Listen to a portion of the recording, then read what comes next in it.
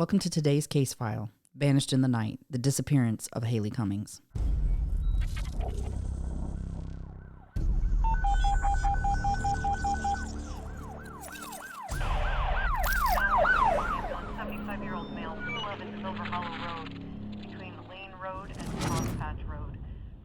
Welcome to Body of Crime, your go-to true crime podcast, where we plunge headfirst into the gripping world of criminal mysteries. Join your hosts, Jose Medina, Crystal Garcia, and Alicia Anaya, as we deliver the full stories, immersing you in the heart of each case. With spine-chilling cases, in-depth analysis, captivating interviews, and a comprehensive examination of the evidence, embark on a thrilling journey with us as we explore bone-chilling cases from around the globe.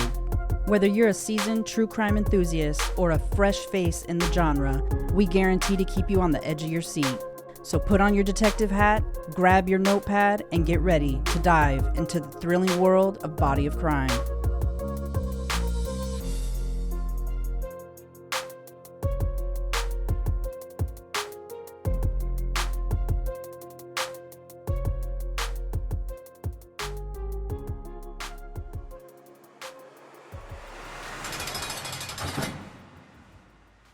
I would like to thank anybody who has been looking for my daughter, and let's don't give up. Let's don't pull out. Let's keep looking. I want to keep searching for my daughter. She's still out there somewhere, and we need to find her. So please, anybody that's watching this, please, let's get her home. And if the person or persons who took her, I would like to say, please bring her home.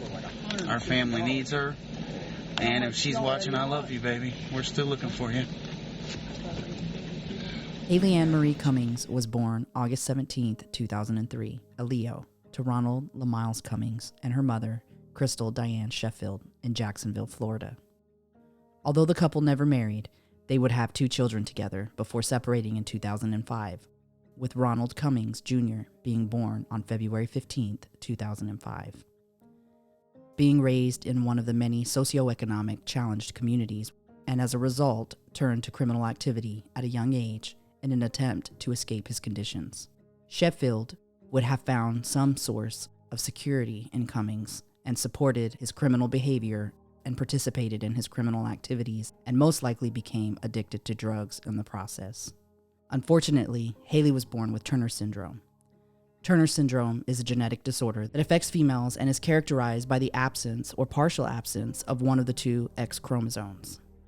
The syndrome can lead to a variety of physical and developmental traits, which can vary widely among individuals. In 2005, while separating from Sheffield, Cummings filed for custody of both Haleigh and her brother, after Sheffield failed to take Haleigh to more than 12 medical appointments that she critically needed to treat her Turner syndrome. At the time, Sheffield had an injunction against her for domestic violence against a child and admitted to using cocaine.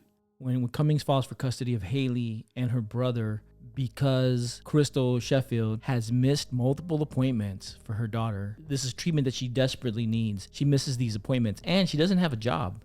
So what is her excuse for missing these appointments? That's a good question. Yeah, she doesn't work. So it's not like it's not like work is causing her to miss these appointments. Well, anyways, what ends up happening is that she ends up losing custody of her kids. And I don't know if this was at that time, because obviously there's some years that passed in between when Haleigh went missing and when they split up. But I did read that one of the grandmas confirmed that Haleigh's appointments were only once every 6 months. And of course, when you're born with some type of syndrome or something of that nature that requires very intense therapy, generally that therapy starts off being a lot of appointments in the beginning, and then they kind of start to spread out as they learn how your specific child is doing and what's required for your child. And I know specifically for her, she had some type of heart issues that she had to have monitored due to her syndrome. She also had her eyes, if you notice in her pictures, seemed to be just a little bit kind of almost like offset. That was also part of her syndrome. She had stubby like fingers and toes due to the syndrome. So she had a number of different things that she kind of dealt with from the time she was born until she went missing. Full custody of both children was awarded to Cummings when Sheffield failed to show up for the hearing, a notice that Sheffield would later state was mailed to a bogus address. This would lead to tension between Cummings and Sheffield. That ends up resulting in her falling behind on child support payments. Right. On March 13th of 2006, Sheffield would file a protective order against Cummings. Crystal, is it not a fact that he was abusive to you? Yes, he was. We were living in Leesburg at his mother's house, and I had just found out I was pregnant. We were both doing cocaine, and I stopped, and I walked in the bedroom, and he was doing it, and I was like, how are you going to do this in front of me after I just found out I was pregnant? And I just stopped. And he got very pissed off, and I had my back turned to him. He punched me in the head, and then I turned around and he kicked me off the bed. And was he abusive basically throughout your relationship? The whole time. I mean, his mother knew, his granny knew. His granny even told me one time, I don't know why you're with him. Why did you stay with him? Because I was scared to leave. Are you frightened of him even today? Yes, I am. The protective order would be dismissed 20 days later on March 23rd. Sheffield would continue to battle against addiction and eventually fell behind on court-mandated child support payments, resulting in an order for back child support in arrears for over $12,000. It is rumored that the stress of the back child support invoked a seizure in Sheffield. On February 6th, Joseph, or Joe Edward Overstreet, cousin of Misty Jeanette Crossland, Cummings' girlfriend, who was 17 at the time, got into an altercation with Cummings over a gun. Overstreet was from Tennessee, but happened to be in Satsuma, Florida at the time. He gets into an altercation with Cummings, and it seems like Joe is kind of bad news, it seems like. What do we know about Joe Overstreet? All of his stuff really is drug-related, all of it. So he's got numerous drug trafficking charges and just all different types of drug charges. I saw a lot of things that were dismissed. I'm not sure why that is. I don't know if he had a really good attorney. I don't know what the case is there. You're trafficking drugs and you're making a lot of money and can afford a pricey attorney that can get you off on a lot of things. But he definitely had a lot of stuff that was dismissed.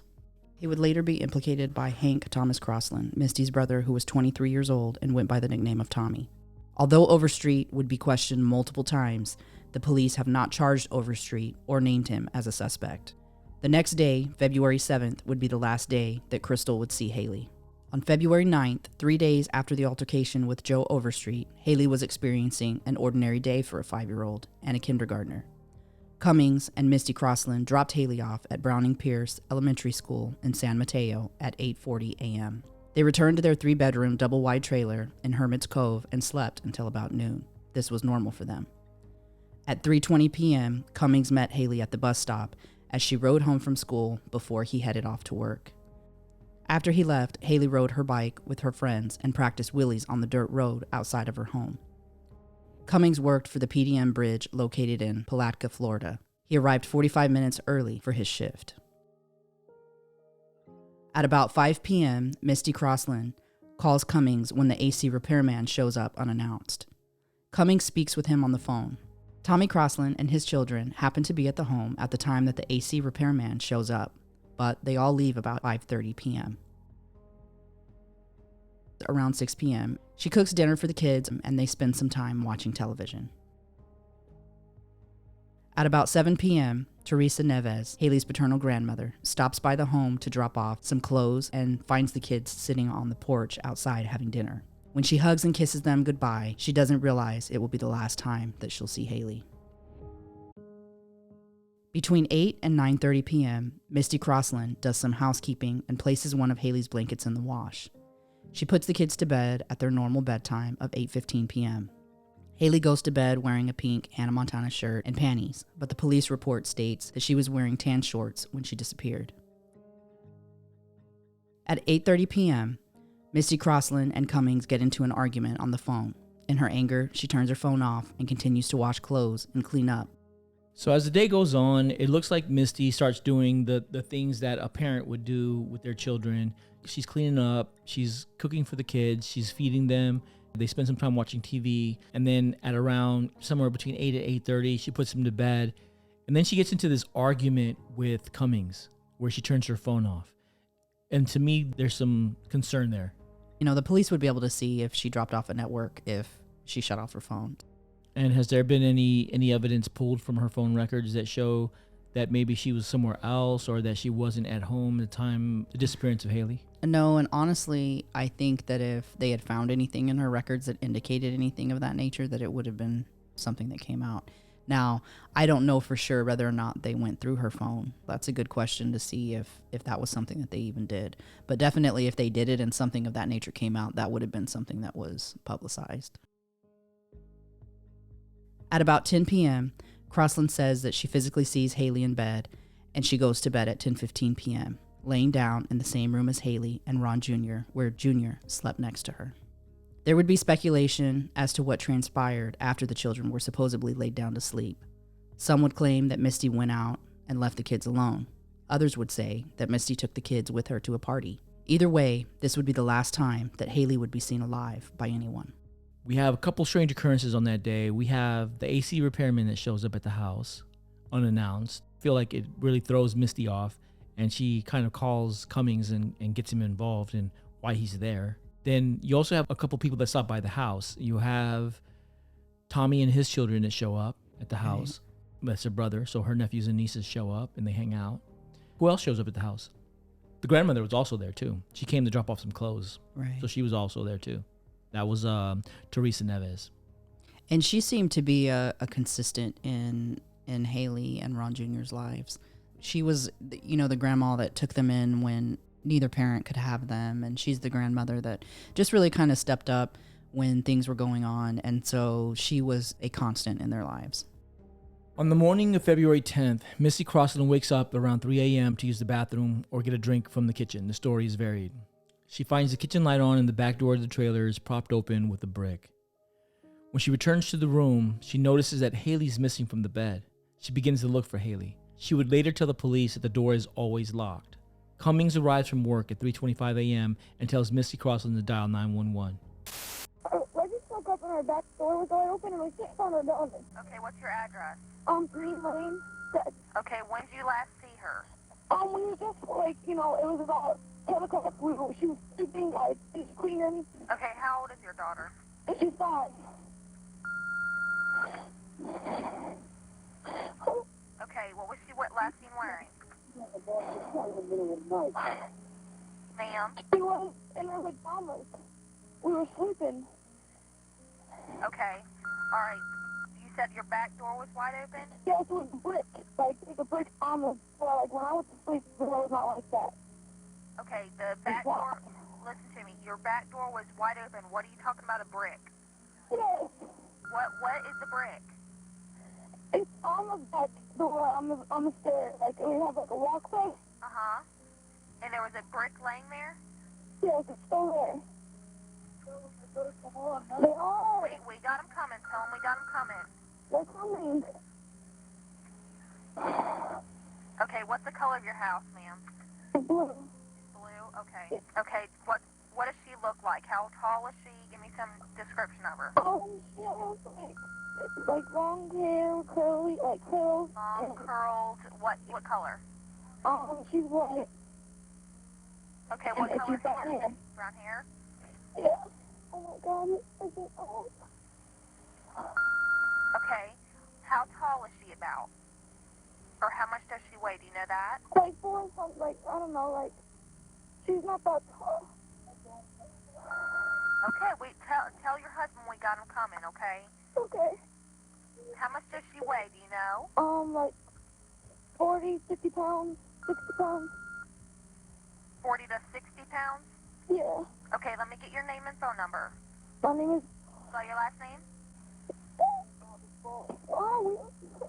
just woke up. Okay, was your back door locked, do you know?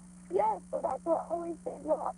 Man, I need somebody to get here now. Okay, let me speak to him so he Here. I just got home from work. My 5-year-old daughter is gone. I need Okay. somebody to be here now. I'm telling you. Listen to me. We got 2 officers. If I find whoever has my daughter before y'all do, I'm killing them. I don't care. I'll spend the rest of my life in prison. I'm telling you, you can put it on recording. I don't care. Okay, it's okay, sir. We got him on the way. Okay, can you give me what kind of description of her pajamas that she was wearing? I don't fucking know. I got work. Okay, sir, we got him coming, okay? Misty Crossan's story would later fluctuate in terms of where Haleigh was sleeping in relation to her.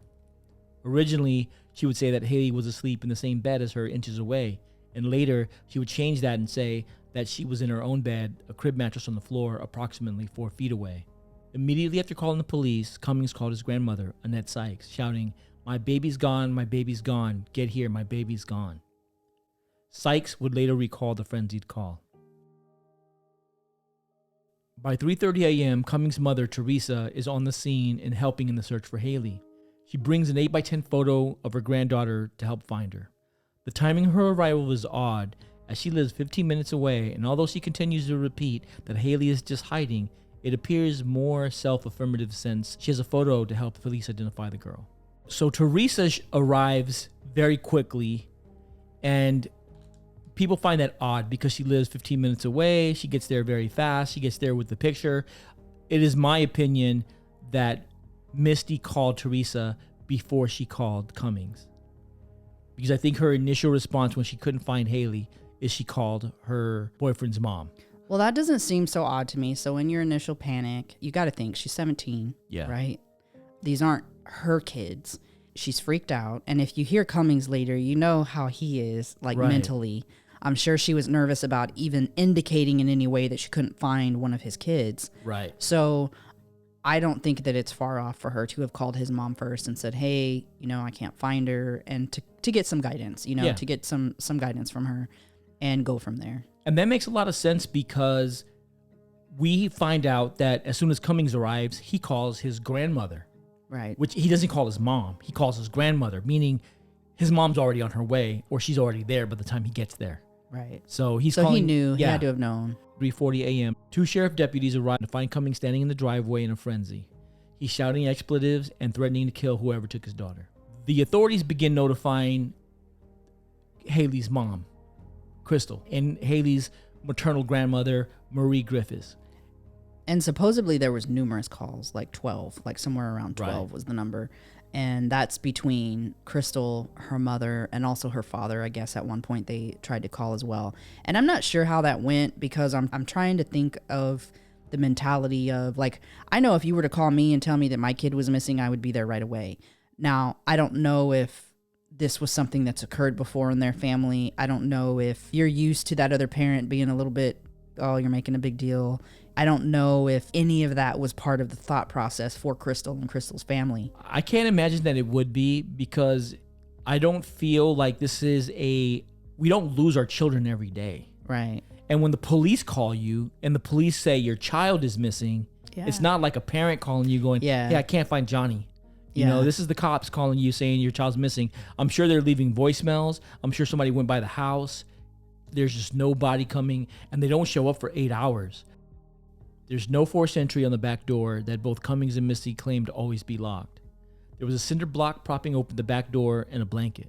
When asked if it was possible that Haleigh left on her own, Cummings shared that there was no way she would have wandered off into the night because she was afraid of the dark. By 9:30 a.m., an Amber Alert goes out for Haleigh. More than 130 local, state, and federal officers, as well as local volunteers, ascend into Satsuma to search for Haleigh using all resources available, to include hounds, helicopters, and water units encompassing a 5-mile radius around Satsuma, Florida. Crystal and Marie Griffiths would not arrive until later in the morning. And I had heard some things as far as her, like, not having a vehicle, or her having to get, like, somebody to take her, and those different kind of things. So I don't know what all those details are. We had 130 volunteers that came down to look for Haleigh. Someone could have stopped by and picked up Crystal and her grandmother and drove them to the house. That's very true. Crystal and Marie Griffiths would not arrive almost 8 hours later, showing up around noon. She don't want to eat because her baby hasn't eaten. She don't know if her baby slept. Mommy loves you and your daddy loves you. We miss you. This search would continue for weeks with no clues as to what may have happened to Haleigh. 2 days after Haleigh's disappearance, a canine unit searching for Haleigh follows her scent from the double-wide trailer that was her home to the St. Johns River. Dive teams waste no time jumping into the St. Johns River to begin looking for signs of Haleigh. They would come up empty-handed. What do we know about the dive team? What do they find? The dive team doesn't find anybody, and they don't find any evidence whatsoever to indicate that anything of Haleigh's was in the water or around the water. And so because of that, they came up empty-handed. And during that time frame, so with all the different volunteers and stuff that they had come in, so they developed a program that they activate whenever there's a situation where they consider it to be an abduction. And so in this situation, because of the story that Misty told and how she told it, they were under the impression that this was an abduction. And so they activated that system as it was an abduction. And so the EquiSearch team, who's out of Texas, who was started by a man whose daughter went missing, he came out with his team to aid in the search as well. And it was actually his team who had done some testing with Misty, a stress test and also a polygraph test as well, in addition to whatever it was that the police did. And he said that based on her results that she was 95 to 99% deceptive in the questions that were asked. Are you hiding information about Haleigh's disappearance? Do you know what happened to Haleigh Cummings? And do you know where Haleigh Cummings is now?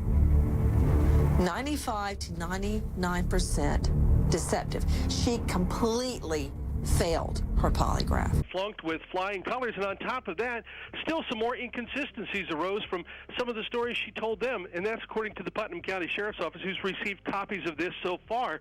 And one of them is with that timeline once again, where she claims she put Haleigh down at 8 p.m. and herself went to sleep at 10 to wake up abruptly at 3 to find Haleigh gone. Well, guess what? Ronald Cummings says that bed was made. Didn't appear that anybody had been to bed, and it kind of contradicts a few things that have been mentioned earlier in that stream of inconsistent stories. From the time that Haleigh disappears, there will be hundreds and eventually thousands of tips called in, with the detectives facing the insurmountable tasks of sorting through the noise and trying to find those pieces of information worth following up on. On the 21st of February, after being missing for almost 2 weeks, detectives announced that Overstreet, Misty's cousin, is not a potential suspect. On March 9th, 2009, exactly 1 month to the day that Haleigh goes missing, Cummings and Misty are issued a marriage license after dating for just 6 months. They get married 3 days later. Misty's parents, Hank Thomas Crossland Sr. and Lisa Carmen Crossland, are required to sign authorizing the union as Misty is still underage. The local church refuses to conduct the ceremony, citing that they do not agree with the union. The reward for information leading to the whereabouts of Haleigh reached $26.5 thousand. The marriage, however, will be short-lived as Cummings files for divorce 30 days later after Misty Crossland failed a polygraph and stress test. So Cummings marries Misty, which I think it's bad timing. I think it's a bad taste. You know, your daughter's missing for less than 30 days. You're going through this whole crisis. You decide to get married. It seems like bad timing. And then he files for divorce 30 days later when she fails the polygraph. It's still focused, everything's still focused on Haleigh. This is what Haleigh wanted. She's always talked about it. And even if she's not with us, she's still here with us. I almost wondered early on, and this could have been that somebody suggested that he do this, but that he did it so that he wouldn't have to testify against her, so that he could try to get information from her. But I don't know that. And I don't even know that he would have been that strategic, honestly. Yeah, that sounds like a storyline for a movie. He couldn't even sell 330 pills of Oxycontin without getting caught. I don't think he can plan this elaborate spy novel. By August, leads are growing colder. On August 7th, Cummings is arrested after he gets into a fight with Tommy Crossland. In September, Tommy would be arrested for grand theft of a handgun, and his mother will be arrested for forgery and petty theft. Detectives will use this opportunity to question both for the disappearance of Haleigh. On September 19th, a pond south of Palatka will be drained as the detectives continue to chase tips and leads to the disappearance of Haleigh, but continue to come up empty-handed. On September 25th, Christina Nene Pravat will tell detectives that she had been out partying with Misty on the night of Haleigh's disappearance and that Haleigh took an Oxycontin pill. The detectives later rejected this theory. On October 7th, Cummings announces the divorce to the world, citing the conflicting accounts of Misty's alibi and her failed polygraph as the primary reason, in addition to the stress of Haleigh's disappearance. On January 10th, 2010, Cummings, Misty, and Tommy Crossland, along with Donna Brock and Hope Sykes, are charged with drug trafficking and an undercover drug bust, with the group being caught trying to sell 330 pills of Oxycontin and hydrocodone. Baby! We'll just run up and then come. Ronald, he don't want to do it right here. You gotta go to Spinners? What? He don't want to do it right here. You gotta go to Spinners? Yeah. All right, we'll follow right behind you. Where's he going? The Spinners right down the road. It's a little cheap store right down the road. Well, it's a little not down. I mean, it's like 2 minutes away from it. It's probably better than this place anyway. No, I was gonna go up where I just met the dude at, because it's off the road, ain't nobody there, ain't no houses, no nothing. As Tommy Crossland maneuvered for a deal, claiming that Haleigh's remains are in the river. Divers spend the next 3 days searching for the remains of Haleigh and again come up with nothing. On April 15th, 2010, after more than a year of Haleigh's disappearance, Sheriff Jeff Hardy transfers Haleigh's case from missing persons to homicide, stating that he does not believe that Haleigh is alive. He will also claim to have persons of interest related to the crime. Of those people, they would mention Misty Crossland, who was in jail for drug trafficking and might be breaking under the strain of facing real time.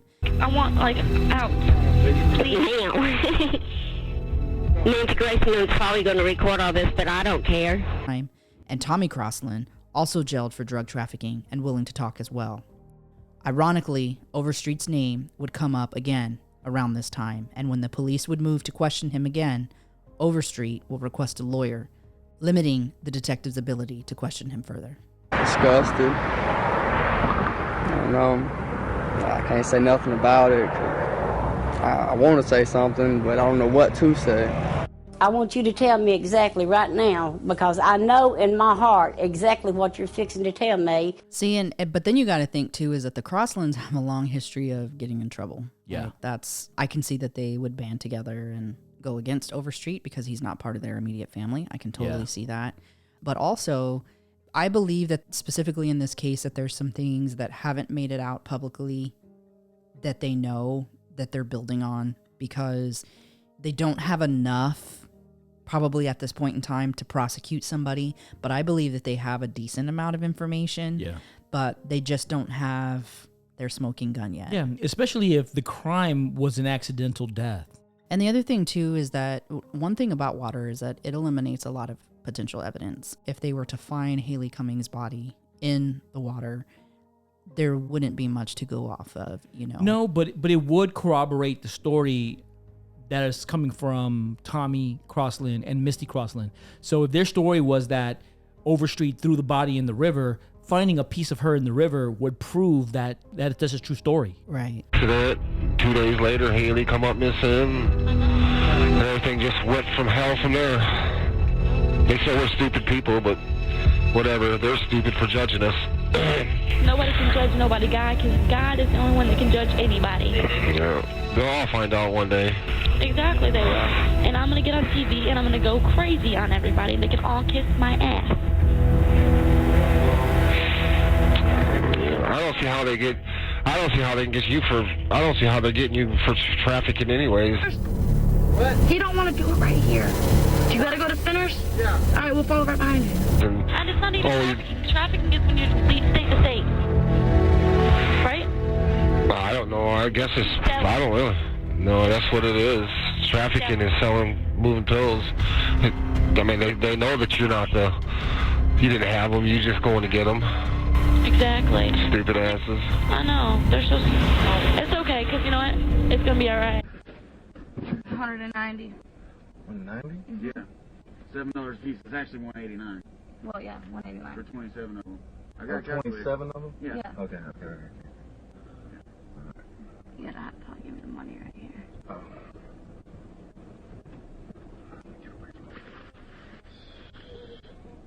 We figured out 20 times 7 is 140, and 7 times 7 is 49. That's 189.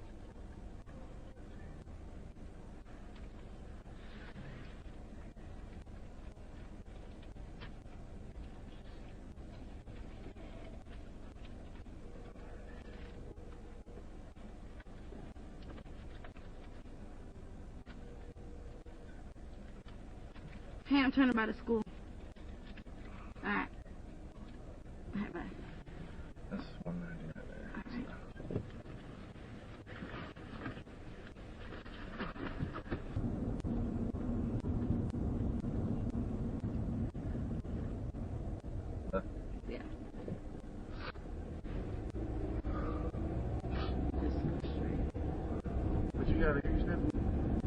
Huh? So what you got here? Yeah. Roxy's or something? No, I'm not. Stay. You got some good dope or something? No. I like to get high, that's why I was asking. If you have some powder and Roxy, let me know.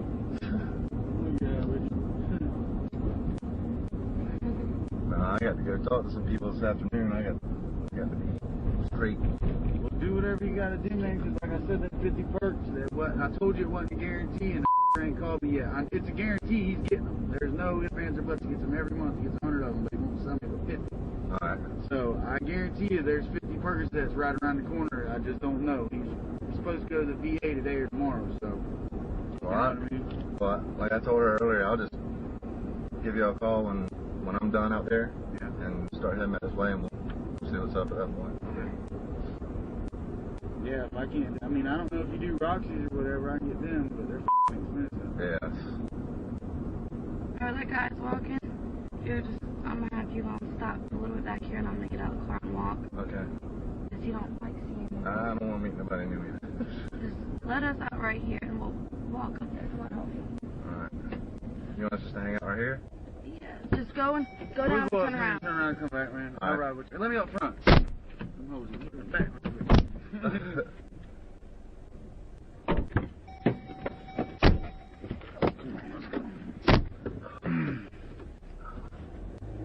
me slow down when you go past. Just ask him where I'm gonna meet him at. Hey, how far down y'all gotta go? Where we're gonna pick you up right back right there. Go ahead. That was just riding on the wrong side of the road. But yeah.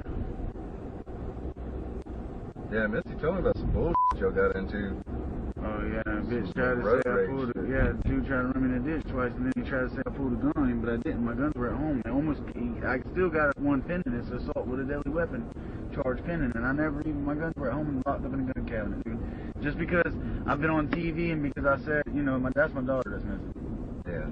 So just because I said I'll kill him, y'all, if I find him before y'all do, ever since then people been calling and saying I've been threatening them with guns and everything else, and all this because they know I got guns because of my daughter. You know, everybody that's ever seen anything about it knows about it. And please don't never tell nobody that I've done this for you. Hell no. Dude, man, people will go to assuming their first thing was that I was a dope boy and I must have ripped somebody off or pissed somebody off, and that's what happened. That ain't what happened, man. Dope boys don't come get your kid like that. If you owed a dope boy that much money, they'd come in right here. They'd come in and they'd kill right here. They'd kill your daughter and your girlfriend and your son, and then when your mother come home, you'd be the one. When you come home, you'd be the one that would see it. You know what I mean? My damn door lock thing's You know what I'm saying?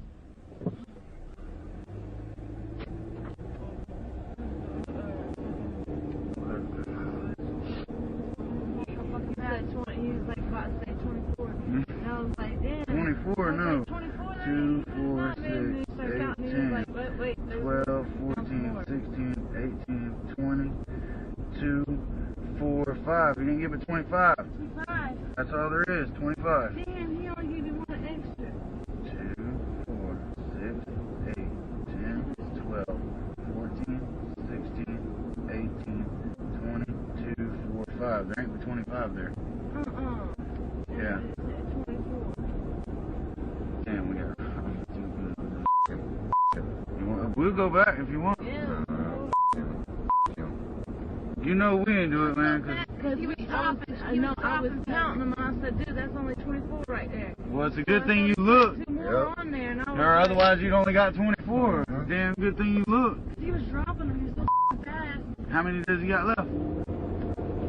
That was it or what? What kind of other pills? Well, we don't want with him no more anyway. So you don't do good business. That's the end of that. I'll get them pills. She'll get them. She'll get them for you. I mean, so right now you just got down for a minute, but she'll get them. She'll get them.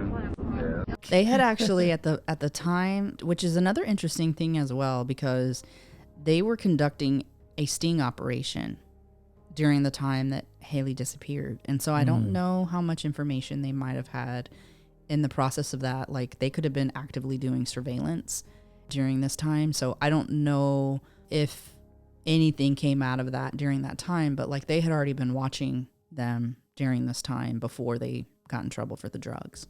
Whatever did happen would have had to be something that was spontaneous. It couldn't be something that was planned or communicated via telephone, because if there was already a sting operation going on, that means that phones were already tapped. It means that there was already surveillance over certain people in terms of how they were moving and when they were moving and things like that. So if something did happen, it would have to be something that was very spontaneous and then not communicated in any kind of writing or any kind of text or any type of phone calls, because all of those things would have came to bear in the investigation, I feel.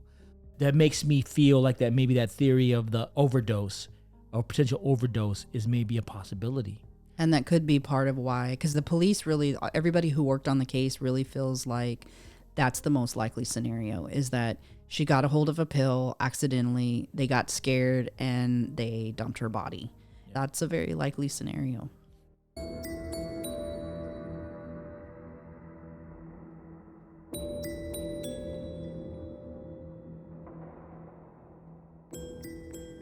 I got up because I had to use the bathroom, but I didn't make it to the bathroom. I seen the kitchen light on, and I walked in the kitchen, and the back door is wide open. I mean, I didn't notice about Haleigh then until I seen the back door open, and then I go in the room, and she's gone. And that's all I know. I just want everybody to know that I didn't do anything with that little girl. I love her like she's my own, and I'll do anything to get her back. One of the things that came out early on is that the initial story that Misty gave was that she got up to go to the bathroom. Well, there's a bathroom in the bedroom. So the first question was, did she have the door closed? Because she mentioned seeing the kitchen light on, and how did she see the kitchen light on if she was in the bedroom with the door closed? You wouldn't have been able to see the light on. Possibly you would have been able to see the light on if the door was open. But when she talks about seeing the door open, if she was getting up to go to the bathroom, she wouldn't have seen a door open, because she would have been going into the bathroom, into the room that she was in. So then there's another story that comes out, and that story is, I went to get a drink, which would have obviously taken her into the kitchen. Then she goes into the kitchen, she notices the kitchen light on, which she didn't leave on. She sees the door propped open with what she called a brick. We find out later that that's a cinder block. Because the lock is about 3 feet from the floor, and we know that that's about as tall as Haleigh stands. So here's the back door, and here's the lock. It sticks. So, there you go. Now we open the back door, and here's the back screen door. The one that was propped open with the cinder block, okay? Now if you see, when it closes, it slams, it makes a loud noise. But if you leave this door, this slowly closes as well. The main door, first of all, to even get open, Haleigh wouldn't have been able to open it. You really had to, it was kind of a difficult door to unlock and to open. So I don't think that Haleigh would have been able to do it. Now, obviously, could an adult who was in there earlier in the day have done that? Yes. But the other thing about the doors as well is that they automatically close. So I don't believe that you would have seen a door open, not unless the other door was propped open, which it wasn't. And it actually closed kind of hard. So I don't even think that unless you happen to close it gently, that it wouldn't have been completely sealed. So you would have actually had to open the main door to even see that the screen door was propped open. So those are some of the holes in Misty's story that have been brought up, and I think legitimately so. The other thing is that she says that she didn't see Haleigh missing until she returned to the room, and she literally would have been facing the bed and turning out of the room when she walked out of the room. I don't know how you wouldn't have noticed that she wasn't in the bed. So that seems strange as well. Yeah, that seems very strange. I can't imagine getting up in a room where I'm sleeping with my kids and not noticing that one of them isn't there. I can't even imagine that. Yeah. When your kids are little and like you have any of your kids in the bed with you, when you like kind of move the bed to get out of the bed, you realize that they're there or they're not there, right? And so for her to have initially said she was in the bed with her and then to say she wasn't, it just is odd that her story changed as much as it did. Yeah, there's a lot of inconsistencies in the story. Now, I would say if she left the kids home by themselves and she was coming home from partying at 3 o'clock in the morning, right before her boyfriend shows up from work, she would see the light on. That would be odd to her. And she would see the door if it was left open, if it was propped. And she could have left her phone there off. Yeah, she sure could have. So there's a lot of parents, especially single parents, who will do things and leave their kids asleep in the car, asleep at the house. Especially if she's just going like across the street. Right. Like, if she's not going far, if she's like, if some guys are outside partying and she's having friends and neighbors that are partying and the kids are asleep, to think that, well, I'll just go over to the friend's house and then I'll just pop back over and check on the kids. That is something that people do. Right.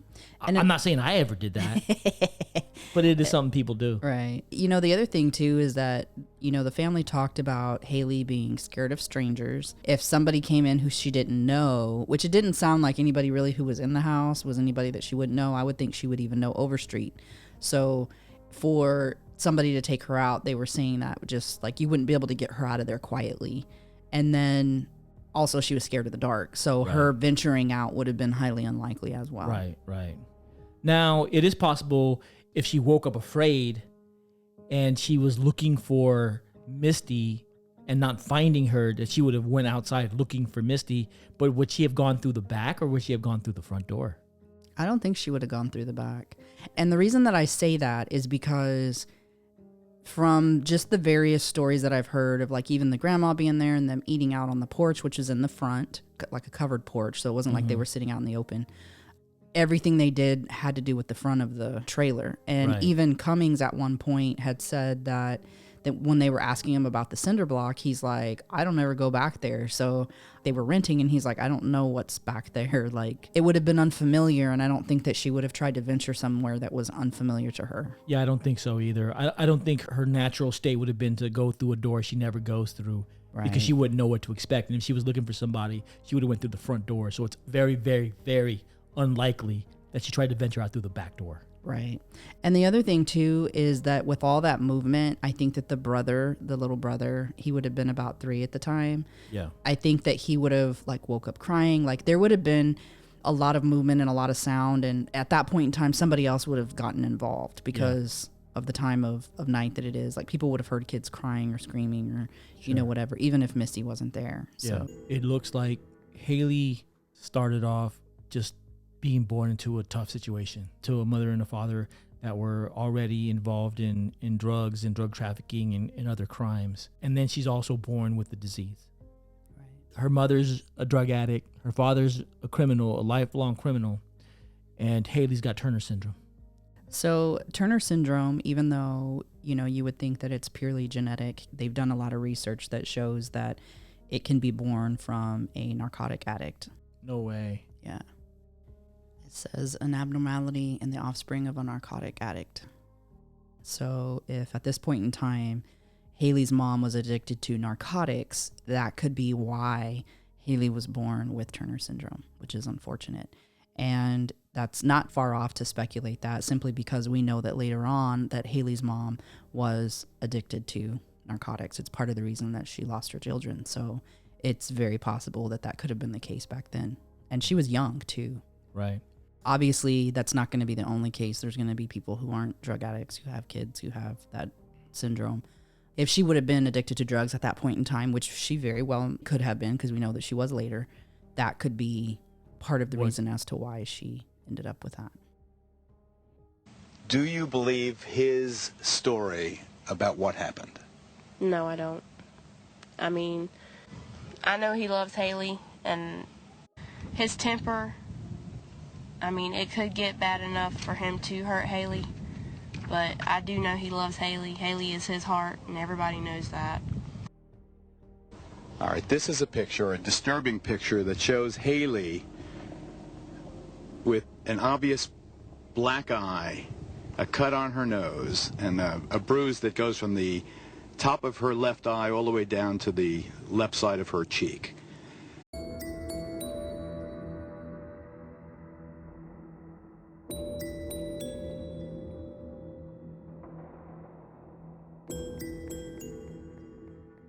Many theories abound about what could have happened the night that Haleigh went missing. If we were to take the grandmother Teresa Neves theory that someone probably followed Haleigh home from the bus stop after seeing how absolutely precious she was and potentially unable to have a child of their own, that they may have come back later and taken Haleigh to be raised as their own. This is a highly optimistic theory that relies on the goodness of a person capable of taking a child from their parents and raising them in a safe and nurturing home, and it's a very unlikely outcome. If we take the theory of Nene Pravitt, then Haleigh was out partying with Misty and Nene and potentially overdosed on an oxy pill. In a panic, Misty may have orchestrated a scheme to avoid being charged with negligence and the death due to accidental overdosing. She may have worked to dispose of Haleigh's body alone or with the assistance of her delinquent family members who are already at odds with the law and not above criminal behavior. This is a potential outcome, but is it a likely one? I don't know, as Nene only came forward in an attempt to reduce her own jail sentence and therefore had a biased reason for telling her story. If we go with Tommy Crossland's theory, then Overstreet borrowed a family member's van and took Haleigh while Misty hid with Ron Jr. under the covers, placing Haleigh in a bag and then throwing her into the St. Johns River. This is a highly possible scenario since we know that Cummings and Overstreet had tension and had been involved in an altercation. Overstreet's grandmother doesn't seem surprised when Tommy Crossland tells her that Overstreet is responsible for the girl's disappearance. She almost anticipated it. Unfortunately, a snitch's testimony is viewed as biased and self-serving, and so Misty's, Nene's, and Tommy's stories are all just fabrications without the ability to find any solid evidence. I don't think that anybody maliciously murdered her. I think that she got a hold of something or something occurred, and I think that they panicked and got rid of her body. I tend to side with the theory that the police have in that she probably overdosed on something, got into something that she wasn't supposed to, or maybe even had something happen, like something could have caused her to have a seizure and they freaked out and thought she was dying and dumped her. So I think that that scenario is highly likely, and given the stories that have come out, what we know to be true and what we know to be just varying stories that have occurred, and then, you know, how we know that how Misty's polygraph test came out, I think that there's a very high probability that it was an accident and that they dumped her body. I agree with that theory, and I would even say that just by the fact that she's suffering from Turner syndrome, it could very well be that she had a medical situation that happened, and maybe he never was an overdose. Right. It could have just been a medical condition that caused her to have some type of an episode where maybe she passed out or had a seizure, like you said, or she could have got into Misty stash or Cummings stash, or whatever they were dealing with in terms of Oxycontin or whatever. That's highly probable. The truth lies in one of those other two theories of either she had some type of medical condition that kind of presented as her passing away, or her being unconscious, or something to that effect, and potentially the brothers coming in, the cousin and the brother coming in to help Misty get rid of the body. And there's a number of things, like I don't know if they tested Misty at the time to see if she was on anything, and so you're definitely not going to make a very good decision if you're on anything at the time either. But I definitely think that Haleigh's medical situation would have played into anything that she would have taken. I know that I had a situation with my daughter where she, along with her regular medication, had taken another medication and had a seizure unlike any seizure I've ever seen. You would have thought she was passing away. So in a situation like that, especially at 17, I could see a young girl getting super nervous and thinking like, I did something, and you know, if I call 911, they're going to say, oh, well, she got a hold of this drug, and why did you have this drug? I'm pretty sure that there was 1,000 things going through her mind during the time of something happening. That's a great point. I would even venture to say she was probably more afraid of Cummings. If he would have came home and found his daughter deceased and would have blamed Misty, I think Misty probably was terrified of that. Oh, I think so. When you hear him, and even seeing his, you know, his past records as well, he has a violent streak. A very violent streak, yeah. He's a very aggressive person, and even, you know, one of his latest incidents had occurred where he had just gotten out of prison after his 15-year sentence, and he was found drunk in a car, passed out, and when the police tried to wake him up, he wrestled the police for his gun, tried to get the officer's gun away. He just, you know... I think we've all done that before. No. Not me. Ever. Not me either. But yeah, you know, and so you can't just sum up, you know, who he is as, you know, he grew up in a rough area and he grew up without money and he's just trying to survive. Like, he made a lot of decisions that put him in the lifestyle and in a risky environment. Like, he made those decisions. And then, you know, the repercussions of those decisions made his situation worse and made his situation worse for his child. Even with his situation with Misty, he met Misty at a school bus stop. Misty was taking her nephew to the school bus stop. That's where he met her. You know, it's my understanding that she started babysitting for him before they officially became a couple. Right. And so now you've got this 17-year-old in there taking care of your 5-year-old and, you know, your 3-year-old. Like that you barely know. Right. And not to say that, you know, like I know that for all my daughters when they were 17 would have been probably better than most adults I would have trusted, you know, to watch kids. But still, you're not an adult, and you've got a young girl in there having her act like a mother to your children. And I don't know that was the smartest decision. Yeah. You know? And I don't know that Misty did not act like a child would have acted. Even when I see her in pictures, she looks like a child to me. Well, and one thing I think is important about Misty, I think, to bring up as well, is that she couldn't read or write. She dropped out of school in the 6th grade. And even that, like you think about, I wouldn't allow my kid to drop out in the 6th grade, but that's the type of family that she grew up in. Yeah. So they were into drugs and into illegal activity and, you know, and then willing to sign for your daughter to get married at 17, especially during an international case like this. Like, just, you know. To a person with a criminal record on top of that, like, he was already into crime and like everybody knew what he was about, like, you know. Something tells me that they were intertwined at that point in time. You're probably anyways. right. You're probably right. Criminally, like. Yeah, that's probably true. But it stinks because stuck in the middle of all of this is a young girl who didn't deserve to have her life ended at such a young age. Yeah.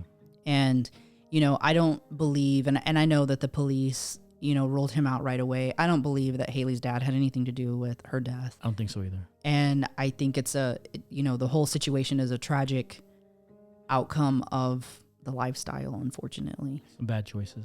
Yeah. Yeah. We do hope for some new evidence to come forward so that we can have a resolution on what happened to Haleigh. And I think he deserved that. You know, he may not have made the best choices. I don't think he deserved to have his daughter go missing. And I don't think he deserved to have his daughter found in a body of water somewhere, dumped, you know. Yeah, she definitely deserved to be buried and put the rest the way that her family would have wanted. It's a really sad and very tragic story. We may never know what truly happened to Haleigh, who would have just turned 20 this year. But we'll continue to keep her story alive and seek the truth related to her disappearance.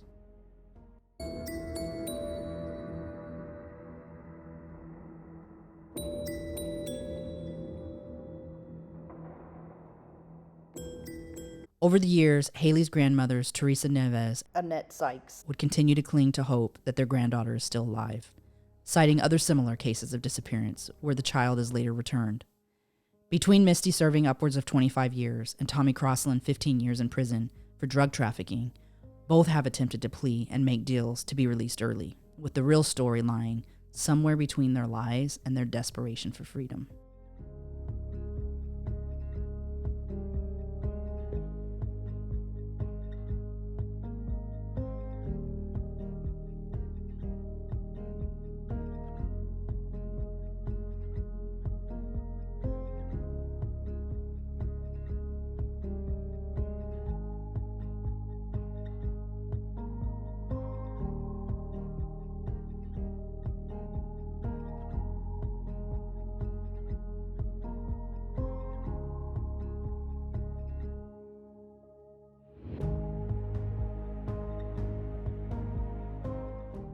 So this investigation is still ongoing. It is. It really sucks that they get so many tips that it overwhelms the system and you can't follow every single one. There's just no way to follow every single tip. But they really had a very high concentration of tips for certain things. So there was a high concentration of tips indicating that Misty was at a party and that Haleigh had taken something. There was a high concentration of tips that Haleigh was dumped into a body of water. And those were all things that they followed up on. There was even a tip at one point years later where a transient had said that she believed that she was Haleigh Cummings. And so they did DNA testing and it wasn't her. Throughout all of those things that they've checked out, even when they were in one of the rivers at one point, and I know that there's video of Misty Crossland out on the dock with them, pointing as if she's pointing to where something had occurred. She says that when they brought her out there, and showed her animal bones, trying to tell her that they were Haleigh's bones, basically trying to get her to break down and confess. And she's to this day stated that she doesn't know anything. The key.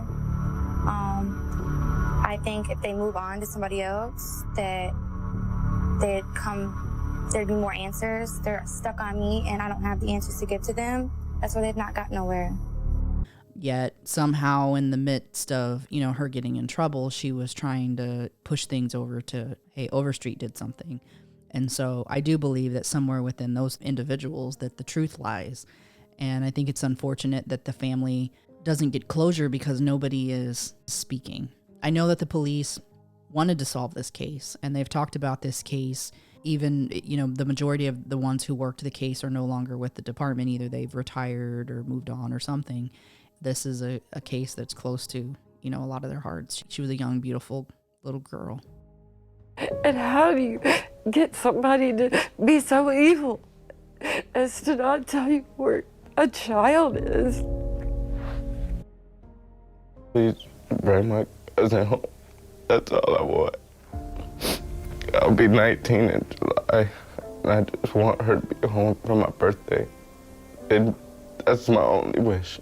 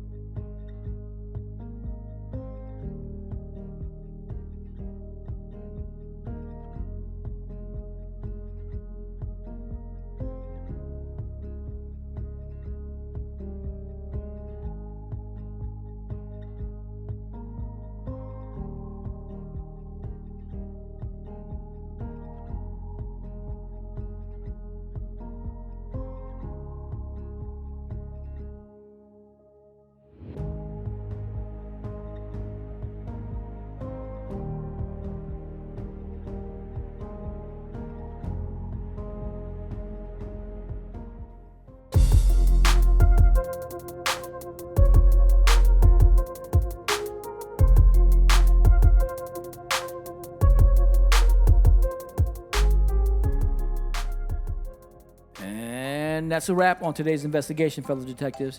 If you found this episode both enlightening and captivating, then please subscribe to our podcast show and our Patreon. Leave a review and hit that like button. Share our podcast with others and engage with us on our website and social media platforms. You can find us on all major podcast platforms as well as our website at www.bodyofcrimepodcast.com, where you can access all of our episodes and bonus content, including valuable resources. By expanding our community, we believe we can make a greater impact in our pursuit of truth and in shedding light on crucial cases. If there's a case that you'd like for us to cover or a personal story you'd like to share, please don't hesitate to contact us through our website. We always welcome your feedback and suggestions. Until next time, stay sharp, and thank you for tuning in to the Body of Crime Podcast. Bye.